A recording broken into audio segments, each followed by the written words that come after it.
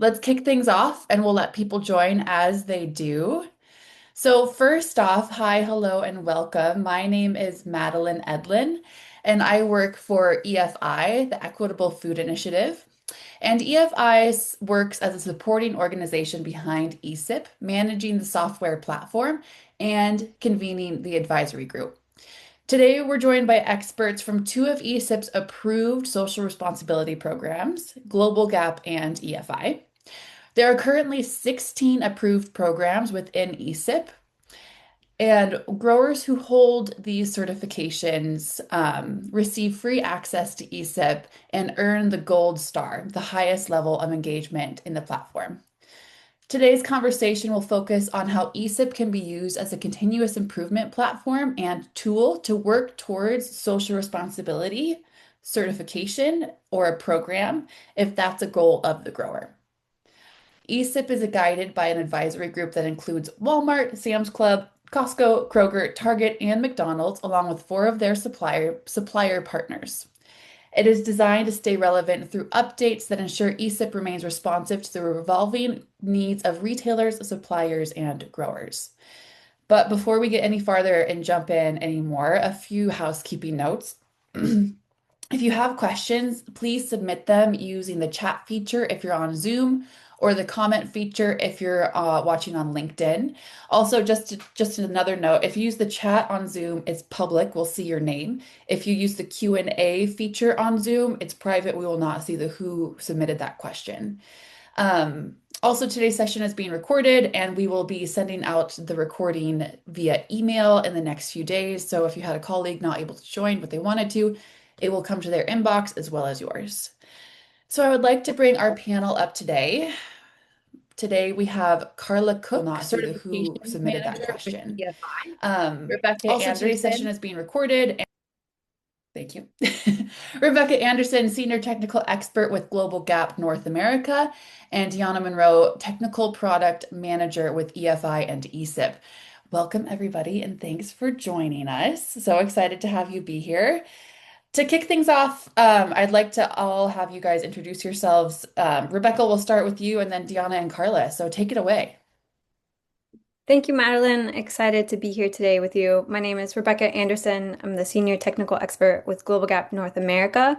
We are a daughter company of Agraya, which is the owner of the Global Gap and GGN standards and logo label. So thank you for having me. Hi, everyone. I'm Deanna Monroe. I'm the Technical Product Manager here at EFI. I primarily work with ECIP, so I manage the platform and I manage our customer service. Thank you, Madeline. I'm Carla Cook. I oversee EFI certification program, and I partner with our third-party certifying bodies for ensuring that our growers and operations are properly certified under the EFI standards. Thank you for having me. Thanks all. And one other housekeeping thing I forgot to mention. We have Alexandra Martinez from my team on the marketing side with EFI. She runs all of the slides and the back end stuff. So if you see her muted and camera off box, that's what she's up to. So thanks for making this all possible. She'll also pop resources and links in the chat as we go through. All right. So to get into the meat of it, everybody, Deanna, my first question is for you. So I'm going to punt it to you and ask, can you just walk us through how Grower Lab works as a practical improvement tool? What does the grower actually do when they log in for the first time? What does that look like? Yeah, definitely. So we see ECIP as an on-ramp to certification, and we have plenty of tools to support you as you engage. Growers who are not certified and have no social responsibility programs implemented, or ECIP is their first formal exposure to a social responsibility program, they can use the tools and resources in ECIP to operationalize and learn about the ways that they can improve. We have some third-party apps that are integrated into the platform to help you solve some of those complex field level issues. We are featuring Verity's recruitment cost calculator in the platform, which is helping employers verify if they're paying legitimate recruitment cost, which helps them avoid any hidden fees that could lead to forced labor. Also, we have Stronger Together's Responsible Recruitment Toolkit, which is a guide for managing recruitment agencies and labor contractors effectively. And then the L in lab is for our Learn channel, where we have a bunch of resources and practical items like training techniques, timesheet apps, and grievance mechanism templates. And then lastly, we also have what we call the marketplace, which serves as a centralized hub of expert service providers and specialized resources designed to help growers and suppliers take action on their engagement journey. The primary purpose of the marketplace is to move the industry beyond simple self-assessments toward active capacity building by providing the specific tools needed to strengthen those labor management systems. And then as a grower logging into the platform, for the first time, the grower lands on the default welcome page, which prompts them to begin the assessment right away. So as soon as they log in, they'll be directed towards the assessment where they can start assessing themselves against 12 of those 13 ethical charter principles. And then once the initial assessment is finished and a grower logs in, they're directed to our redesigned benchmark page. This page is going to feature the assessment response pie chart, which is going to break down and show you as a grower user your performance across those 12 of the 13 ethical charter principles. And it's going to give you a management system dashboard to help you explore those responses grouped by topic. Great. And I just want to add, we have a couple of blogs that feature the recruitment calculator from Viarte that Diana mentioned, and then the Stronger Together resource too. So I popped those two links in the chat so you can kind of deep dive into what those apps and those resources look like without having to be in the platform. So those are in there. Awesome. Thank you, Diana. Great overview. Rebecca, hi. Next question's for you, coming your way. Great. What is continuous improvement, or I'm sorry, why is continuous improvement such an important piece of social responsibility certifications, and where do you see operations most often struggling? Yeah, I think that's a great question, and continuous improvement is like um, a buzzword right now, but it's also extremely important because it's all about this ongoing, continuous, systematic effort towards enhancing the work environment, towards quality and equitable outcomes. So, when we're talking about continuous improvement, we're usually talking about small or incremental changes. So they don't have to be large, but they can be. And these small wins create a more positive work environment for to support this sort of environment that empowers everyone to work together or to feel comfortable to make changes or make suggestions. And these kinds of things also support quality, they support business continuity, and then when companies do that, they're able to really adjust to these changing labor environments or conditions. In terms of struggling, and I'm talking about struggling certification programs or struggling in onboarding to social practices. One of the first issues is really about documentation or this fear of documentation, I would say. And what we do find is if I'm going to an audit or working with auditors, really growers have the information. They have record keeping systems, they have wage and labor records, but maybe it's not one-to-one with the audit, but they need to add a new column or some information is missing. So tools like the self-assessment and seeing where you are in terms of those pie charts can really help getting organized beforehand. And I would say another challenge is this idea around subcontractors. So if a farm is using a farm labor contractor, there's this uh,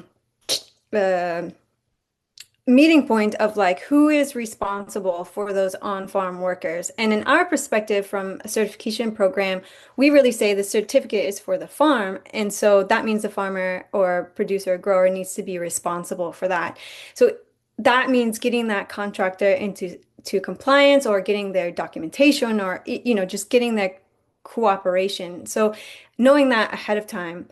And then in terms of non-compliances, we're able to start seeing non-compliances in our system. And I know this is going to be different for Carla, probably depending on what they see. But what we see challenges around is this idea of workers' rights to representation and getting those meetings with representatives or even just holding those groups holding meetings, especially for short season crops. So the timing of that, the timing of the audit, trying to get everyone informed, that can be a significant challenge. And I think again, this is where tools that are in ECIP can support growers in figuring out when's the best time to do that, how to inform people, and getting access to that sort of information. Great. Carla, we'll head to you in kind of the same train of thought, kind of the same vein. What are some of the most common challenges you see growers facing when they begin working towards a social responsibility certification? Thank you. So, number one is for those growers that are new to the social responsibility initiative. They're having the need to demonstrate compliance. They're going to be audited for the first time. So, understanding that and getting over the thought of being audited can be a challenge for them. So going through that audit process is new because they fully don't grasp on why do they have to do that, and also how detailed the process can be. The second challenge that I see for growers that are already in the program is that they continue to see social responsibility principles or initiatives separate from their own operation.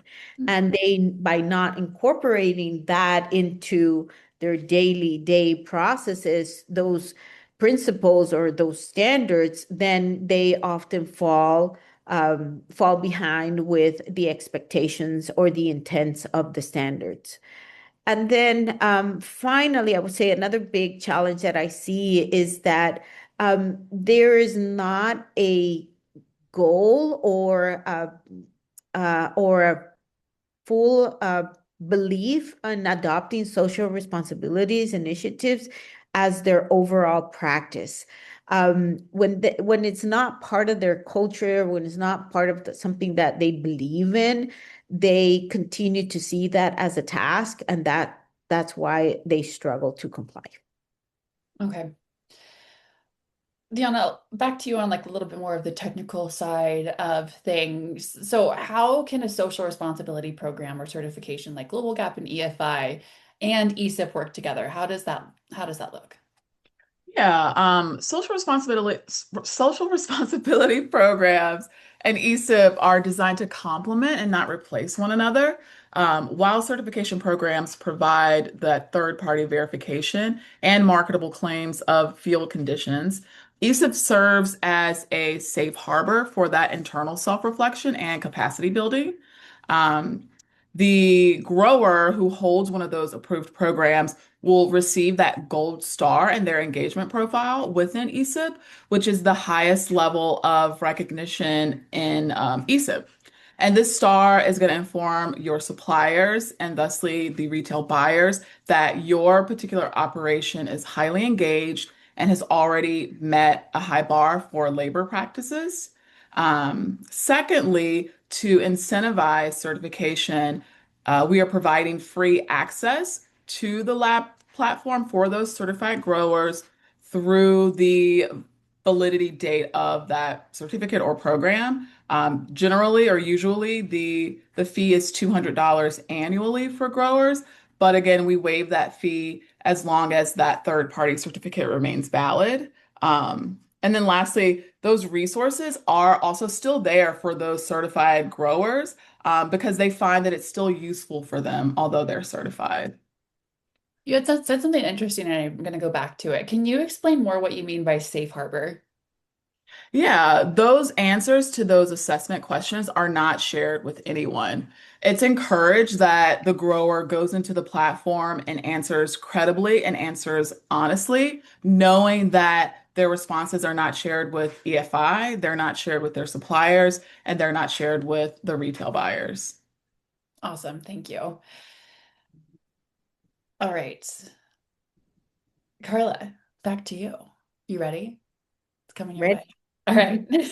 What are some common areas that you see that you see growers struggling when it comes to a social responsibility audit, and how can ECIP help in a CAP or remediation process?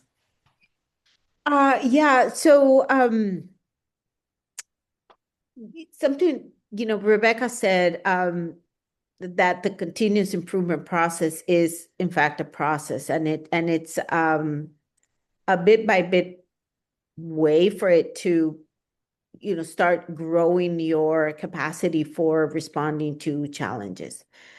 I would say that ESIP provides the tools, like Diana has been saying, on helping the growers to build capacity to respond to any challenges that they might be facing in their audits, in their certification journey. Um, Sometimes a grower will struggle with something in 1 year, and probably they will, fix that, and then might be another struggle in the following year because of something different. So it depends a lot on how they manage their process, but also how they seek help, and where do they seek that help to remediate their challenges. What are some successful ways that you've seen growers move past something that was maybe a challenge 1 year, and then next year it might be something different, but at least they solved that year? What are some successes? Yeah, for example, and Rebecca mentioned that also, farm labor contractors, Mhm. right? That was something that was new for them. We assess farm labor contractors in our certification process. So first, the farm labor contractors were not part of their circle of impact, maybe, if we want to put it that way. But now, because that is being um, looked at through the audit, they have incorporated these people into their process. They have conversations, they prepare together for the audit, and they also work together post-audit to address any non-conformances. So what you see there is collaboration between farm labor contractors and the grower taking extra steps to making sure that the farm labor contractor that they're using is doing the right things, and they are also making sure that they are doing the right thing. So I would say that's a very good example of that. Yeah, and expanding the reach of the program, right? Like you're getting to those contractors and those people who are working for that. Also, just a reminder, everybody, would love to see questions come in. We want to make this interactive. We're not trying to speak at you. We want to talk with you. So questions in the chat, Q&A, or the LinkedIn comment section. Rebecca, back to you. Also, Rebecca's working off of a hotspot and it's holding out really, really well. So You're not that's supposed to lovely. say anything. No, that's true. I'm gonna knock on wood. All right, Rebecca. How does ESIP create more consistency and trust across a supply chain? Yeah, I think you and Diona spoke to this a little earlier, and I think the first step is the idea of the growers having full control over the answers that they write in, and they're the only ones that can see that. From an auditor perspective, I know that growers were worried about what we would write in the reports and who would see that and who's reading it, that kind of thing. And once they know and understand that they can be honest with themselves, that's when you start getting progress in the self-assessments. They can build a baseline and they start to build confidence in the ownership of the program and the practices that they start to slowly change. So you have producers, then you have suppliers. Suppliers are they're seeing that their growers are participating. They are also doing their own engagements for the retailers. And then from the retailer perspective, there's this idea of efforts towards social practices implementation. From my perspective and a certification program perspective, I have to go back to this idea of the ethical charter where this all really stems from. And this was a collaboration between retailers and buyers to have these principles around social practices that are extremely straightforward and transparent. And the alignment that we did, so the 16 programs, or at least my experience, that was that this was a very easy process. It was handled by the Sustainability Consortium, which is, of course, a trusted sustainability partner. And then you have this no cost, low cost approach to alignment of these certification standards. So retailers can, trust in the practices that were in the ethical charter. They know that there was a transparent process in benchmarking. So they know that when suppliers and growers engage in these practices, that they're all aligned all across the certification program. So no matter which certification they're choosing, right? We all have pluses and minuses and things like that, but they know that the work is being done and workers, not workers, sorry, and also workers, but farms and supply chains are participating in that. And I think this is what sort of sets the foundation of confidence. And then once you have that, you have these other benefits, right? You have, like I said earlier, about improvements in food safety and quality, or improvements in brand and reputation because of the social practices that are being recognized. And so there's this dynamic change that really happens across supply chains. And then, all the other social improvements and building community and things like that, it can go on and on and on. But it really starts with this idea of going into the platform, making, the self-assessment efforts, making those small incremental changes, tackling the non-compliances that Carla was talking about, and using those resources that Diana was mentioning. So that's a really high level, sort of rainbow-esque picture, but it does come down to, clicking on the link. Starting. Yeah, which is Yeah, hard. it is hard. It's hard for everybody and everything.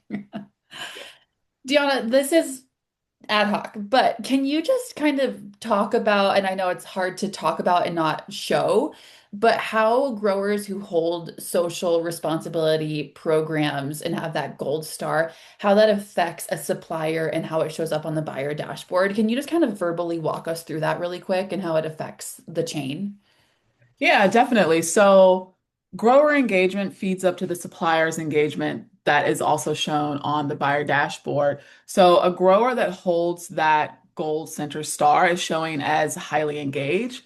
The supplier receives credit for that grower being highly engaged, and they earn stars in their engagement profile. So although the buyer does not see granular grower data, they do see that aggregated data in the supplier's engagement profile that is shown on the buyer dashboard. So the more that a supplier's grower engages, either has those four external perimeter green stars or that center gold star, they're shown as highly engaged, which contributes to that supplier earning their grower engagement star essentially. Two stars are actually affected by their grower's engagement, which thusly shows that supplier being credibly engaged, which flows up to the buyer dashboard, and the retailers are able to view that. And also when you have a highly engaged grower base, it's showing up in the supplier score or engagement profile, and then it's ranking higher on the buyer dashboard. So the buyers are seeing like those are the creme de la creme on the supplier and growers. Thank you for that clarification. Of course. All right, y'all, we're moving into Q&A. So let's hear some questions. We have a couple coming in, but we do have about 6 minutes to cover a few additional questions. So keep those coming in. First one, I think I'm going to keep with Diana. What are some practical steps to increase my engagement profile in ECIP? Yeah, so firstly, and Alexandra, if you can put our support email in there, reach out to us at support@ethicalcharterprogram.org. We're there to help you navigate the system and help you become more credibly engaged. Secondly, I would also recommend going to our website. Our website has a plethora of information. Specifically, we have that flow of engagement profile from grower to buyer. And then we also have a breakdown of how each grower can earn their stars. And then thirdly, like Rebecca said, just click the link, just log in, go into the assess channel, the AN lab, and just start answering the assessment questions. I think that's the best, most practical way to start engaging into the platform is just to go in and start assessing yourself Honestly, incredibly, because it is a safe harbor environment. By you going in and answering and clicking on resources and following links is going to earn you engagement and fill in your stars and your engagement profile. And like I said before, the more you engage, the more stars you earn. It's going to flow up to your supplier and help them earn their stars as well. Does that answer? Yeah, absolutely. You just got to get in there, and it's a little bit gamified, so you can get in there and earn those stars and those perimeter stars, like Deanna was saying. You can see in our logo there. Those are those stars you can earn through interacting with the platform, and then that center gold star is that certification star. All right, we have a question from the audience. Would the program work for companies other than growers, such as processors? Deanna, I'm going to punt that one to you. Yeah, we have just started working with some processors. So as long as there are some fresh produce in that supply chain, definitely. But a caveat, I would ask that you reach out to our support and explain your operation a little bit more in detail, and then we can give you a more detailed answer to if we could work specifically with your operation. But short answer, if you work with fresh produce, yes, but reach out to support just to get that confirmation. Yeah, just to work a little bit more one-on-one. Also, I hear this over and over, how awesome our support team is and how fast they are. So don't be like, oh, I'm going to send this email to support and never hear from them again. Like you will very quickly. You'll Yeah. get your answers. Okay, here's another one coming in. Rebecca, I'm going to punt this one to you. The landscape of social responsibility programs and certifications can be really confusing. Yes, we know. That's why we're here. How can I approach these goals when my team is small and I have limited resources? Yeah, that's a great question because when we think of certification, we probably immediately think of cost, right? And so cost can mean monetary investment, but it could also mean time. And of course, it takes time to do the self-assessment. But I think it goes back to we were talking about continuous improvement, and we've all said these small incremental changes. And I think that's where self-assessment helps in saying, okay, where can I improve, but where can I improve with the least cost or least investment and start there because it does take this idea of having some motivational win to keep going.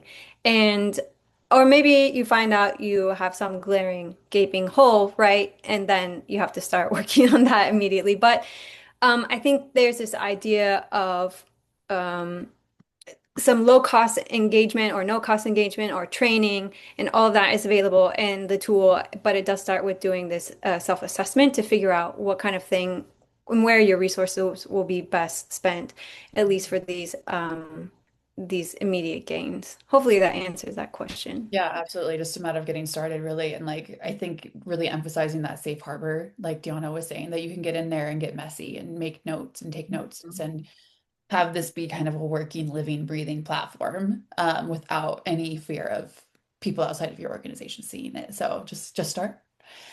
Okay, I think we have time for one more. We'll make this one a little brief, and I think I'm going to pump this one back to Deanna. Carla, we love you. Sorry. Hi. Technical questions. All right. My supplier isn't requiring me to participate, excuse me, in ECIP, but I want to get ahead of the game. Can I start on my own? Absolutely. There are tons of resources and apps and links and documents that you could definitely take advantage of if you need them. So yes, if you want to get started, reach out to us. We can get you invited and you can start answering the assessment.